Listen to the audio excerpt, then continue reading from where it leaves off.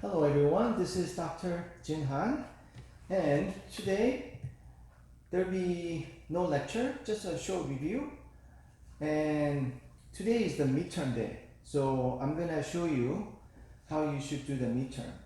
And the midterm will be uploaded, and you'll be able to take the midterm, okay, on your own. And it's an open book, open note, so it'll be easy. You don't have to worry too much. And most of the materials are from the note, okay, the note that you have. So just look through the note and find the answer, okay, and send it back to me, okay, through email. So let me talk to you about the midterm first. Okay, I want you to make sure you put your last name first. Last name is the family name, okay, and your first name. So last name is your given name, and first name is something you choose, or maybe your parents choose for you. Okay, I also want the email address just to make sure that I will be able to verify. Okay, that is you, and the midterm will cover up to the last lecture. Okay, so just have to find the answer from the note, and there's no essay questions. It's all multiple choice questions. Okay, so you either, for example, check the correct answer, A or B. Okay, and there's a match question.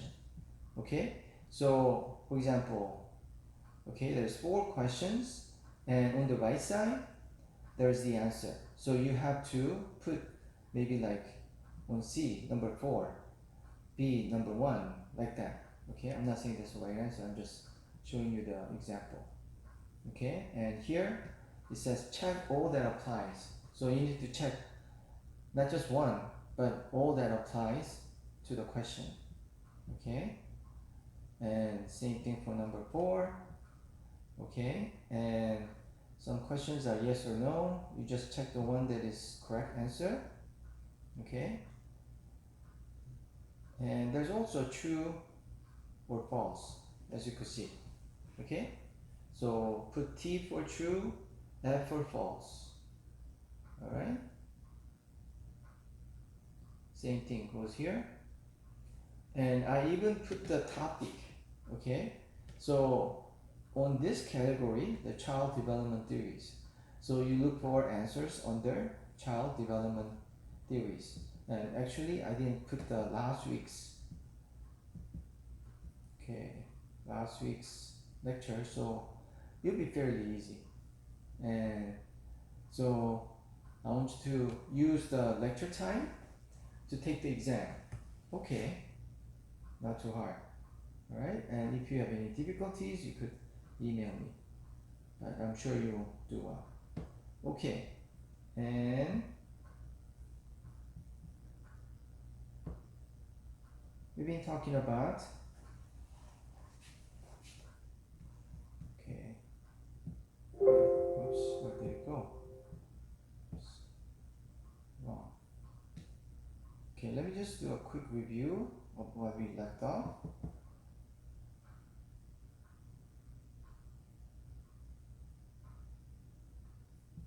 So we've been talking about mate selection and marriage and family, okay, which is the most important thing, okay, biblical blueprint for marriage.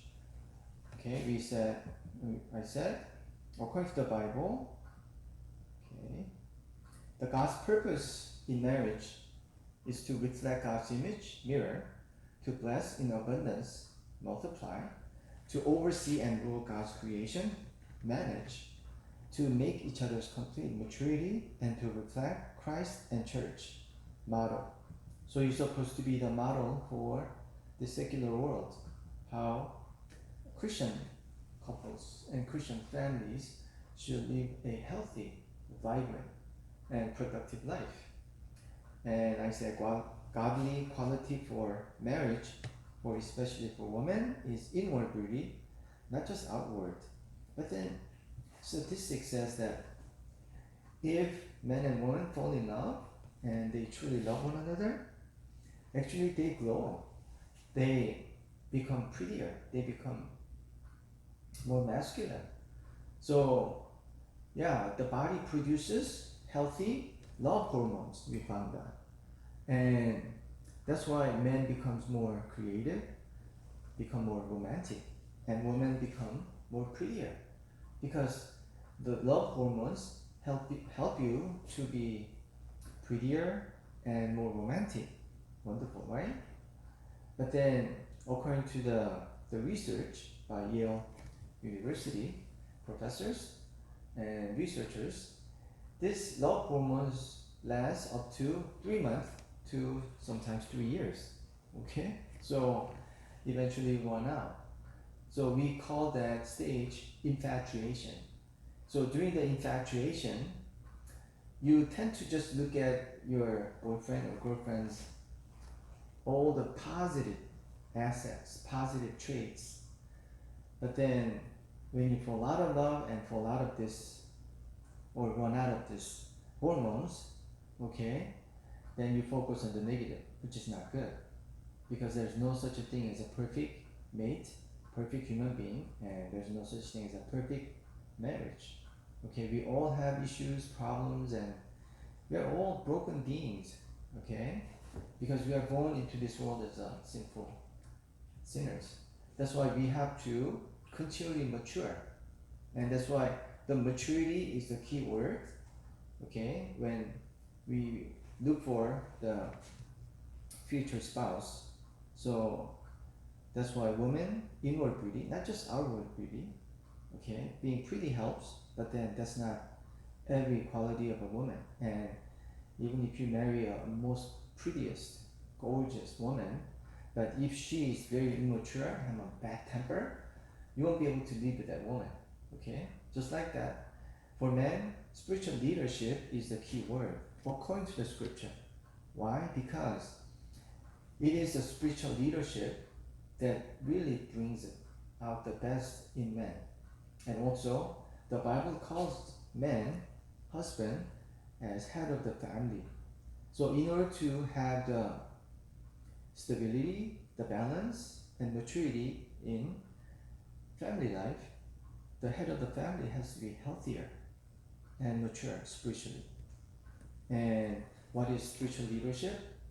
Basically, it's about being responsible. We do need to make decisions together, man and wife, husband and wife. But if something goes wrong, who has to be in charge? Man, okay? Husband.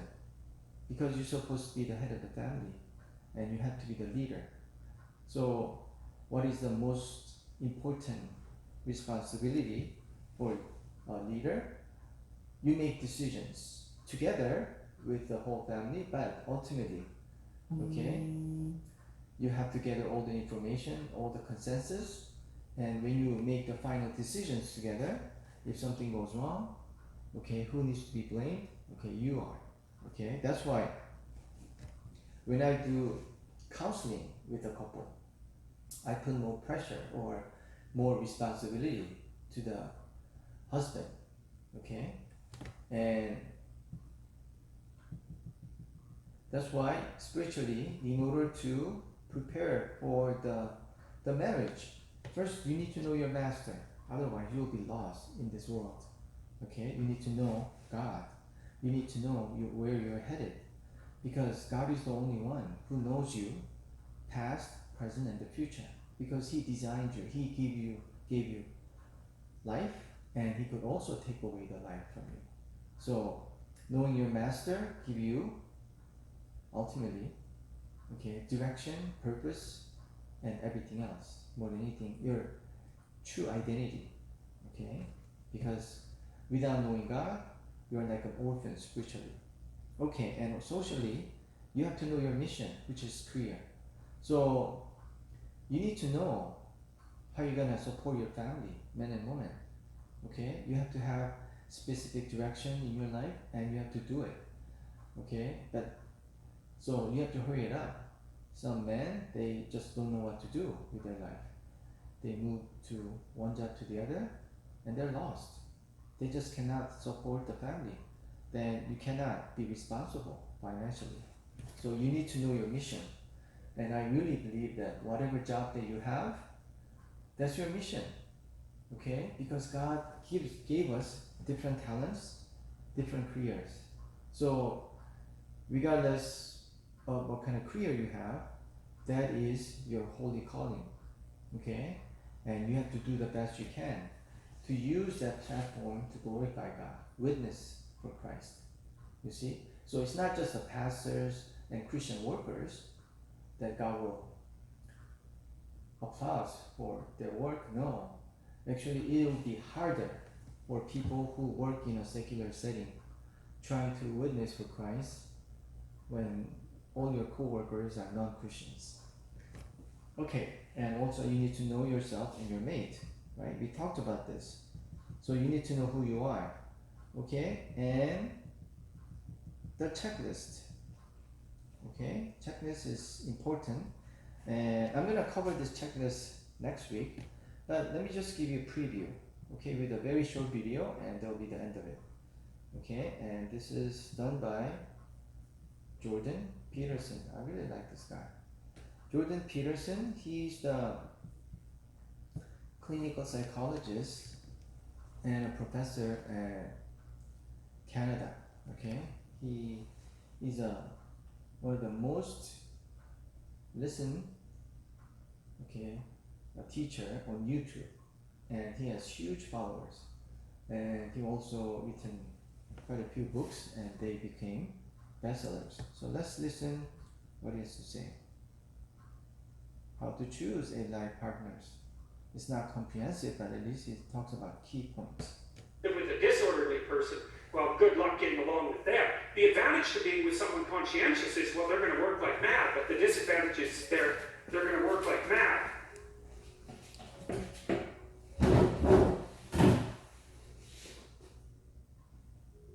Imagine that you're looking for a stable partner, right? So you might think, well, what do you want in a stable partner? And at least in principle, one of the things you don't want is too much mismatch between you and that person on the 5 fundamental dimensions. So for example, if you're really extroverted and you have a really introverted partner, you're going to engage in continual conflict about how much social activity the two of you should subject yourself to. And it's very, very difficult for people who widely differ on those dimensions to come to consensus, because it's not just a matter of opinion, right? It's really a matter of different, if you're looking at extremes, of really different types of people. And the thing about introverts is they just don't enjoy large-scale social interaction that much. One-on-one, they're often fine, but in a group, they don't like that, and it tires them out. Whereas a real extrovert, it's like you isolate them and they just wither on the vine, because a huge part of what actually motivates them in a positive way is tangled up with social interaction. And so, if you're an agreeable person and you have a particularly disagreeable partner, you're also going to run into problems, because the agreeable person will say whatever you want, whenever, and the disagreeable person will say, well, I'd like to know what the hell you want for a change, and be much more harsh and much more demanding in the situation. And the agreeable person is going to find the disagreeable person harsh and unpleasant, and the disagreeable person is going to find the agreeable person wishy-washy and unable to stand up for themselves. And again, that's actually one of the primary sources of tension between men and women, because women tend to be higher in agreeableness than men. It's about half the standard deviation, which is quite a large difference by psychological standards. And so, what that means, I probably haven't got the statistic quite right, but I think I've got it about right. What that means fundamentally, just so you have some sense of how large an effect that is that if you have a group of men and women and you pick out random pairs, the woman is going to be more agreeable than the man 60% of the time. So that's not an overwhelming proportion, but it's reliable, and it's quite large by psychological standards. So there's the problem with agreeableness. With conscientiousness, well, if you're conscientious, you're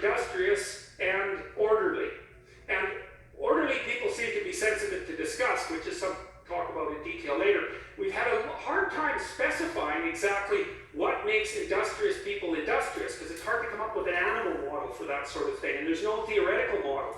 But our latest idea is that, it's not my idea, it's actually the idea of my graduate student, Christine Brophy, is that industrious people find it unpleasant and unsettling to not be doing something. So it isn't so much that industriousness makes them happy or fills them with positive emotion. That would be more extroversion, right? Because extroversion is the positive emotion dimension. It's that industrious people can't stand sitting around doing nothing. And this is speculation, but human beings are obviously always engaged in the exchange of labor, especially the reciprocal exchange of labor. And you can imagine that in a community where everyone knows everyone, the people who work hard are going to be pretty irritated on a fairly chronic basis with the people who are completely unproductive. And my suspicions are that plenty of people who were completely unproductive in the history of the evolution of our species were wiped out by people who were unhappy with their lack of productivity. And so I think, generally speaking, human beings have this sense of ethical obligation with regards to one another to share labor. And people who are conscientious really, really feel that. So they feel bad if they're not busily working on something that's productive all of the time.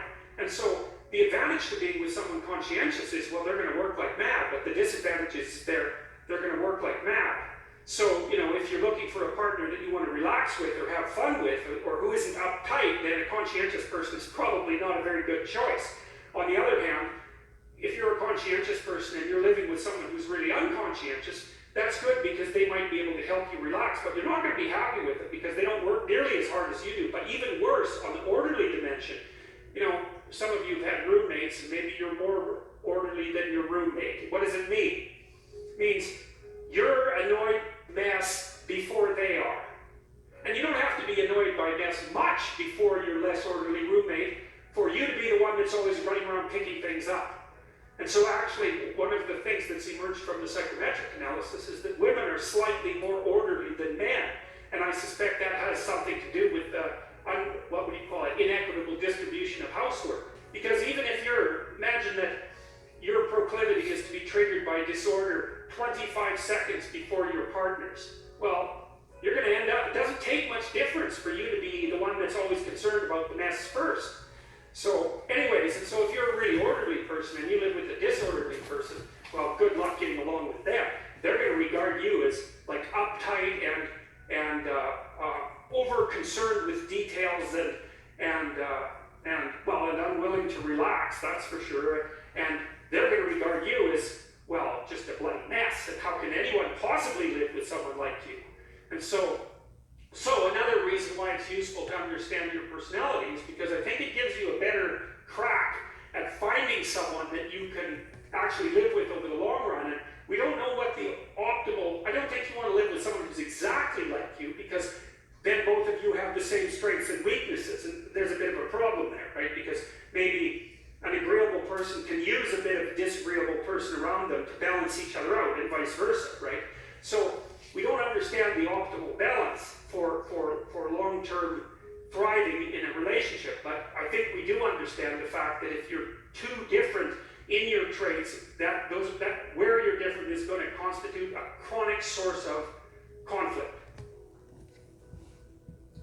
Okay, so that's what I like you to remember.